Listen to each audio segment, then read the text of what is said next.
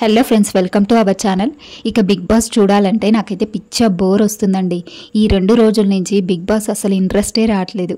ఈ బీబీ పేట అని 4 రోజులు టాస్క్ అంట. ఇక ఒక్క రోజే భరించలేకపోతున్నా, ఇంకా 3 రోజులు ఎట్లా భరించాలా అనిపిస్తుంది. ఇక ఇందులో ఒక లైవ్ అప్డేట్ చెప్తాను ఏమైందో. ఇంకా ఇందులో ఎవరిది కరెక్టో మీరు కామెంట్ చేయండి.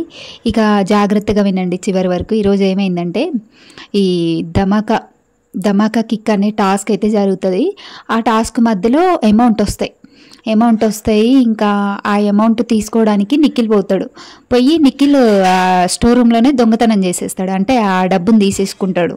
ఇంకా తీసేసుకొని బయటికి రాగానే అక్కడ ఇంకా అందరూ రెడ్ టీం వాళ్ళు నువ్వు ఎట్లా తీసుకుంటావు అనేసి అడుగుతారు. అక్కడ తనుజ స్టోర్ రూమ్లోంచి అస్సలు దొంగతనం చెయ్యకూడదు, కావాలంటే అమౌంట్ వచ్చిన తర్వాత ఎక్కడన్నా దాచుకున్నప్పుడు లేదంటే ఎవరన్నా పడుకున్నప్పుడు ఏదన్నా పని చేస్తున్నప్పుడు దొంగతనం చేయొచ్చు, కానీ ఇలా స్టోర్ రూమ్లోంచి దొంగతనం చేయొద్దు అంటది.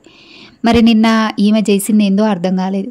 నిన్న సుమన్ శెట్టి తనుజ స్టోర్ రూమ్లో పోయి అక్కడ అమౌంట్ లెక్క పెడుతూ అక్కడి నుంచే కదా తెచ్చుకుంది. మరి ఈమె నిన్న ఎటుపోయిన ఈ రూల్స్ అన్నీ ఇంకా అక్కడ నిఖిల్ గట్టిగానే అడిగాడు. మరి నిన్న నువ్వు చేసిన పనే కదా నేను ఈరోజు చేసింది, నిన్న రూల్స్ ఎట్టిపోయాయి ఈరోజు నాకు చెప్తున్నావు అనేసి కరెక్ట్గా అడిగిండు నిఖిల్. ఇంకా దానికి సమాధానం తనుజ ఏం చెప్పలేకపోయింది. ఎందుకంటే నిన్న తనుజ రూల్ పాటించలే. వీళ్ళు కూడా స్టోర్ రూమ్లో పోయి అక్కడ అమౌంట్ తీసుకొచ్చుకోరు. ఇంకా ఈరోజు కూడా నిఖిల్ అంతే చేసిండు. నిన్న తనుజ చూసిండు కాబట్టి ఈరోజు నిఖిల్ చేసిండు. అందులో తప్పు అయితే ఏం లేదు. ఇంకా అందులో ఏదో నిఖిల్దే తప్పు ఉంది, నాది ఉప్పు ఉంది అన్నట్టు మాట్లాడింది తనుజ. అసలు మీకేమనిపించింది? నిఖిల్ చేసింది తప్పంటారా లేదంటే తనుజ చేసింది తప్పంటారా?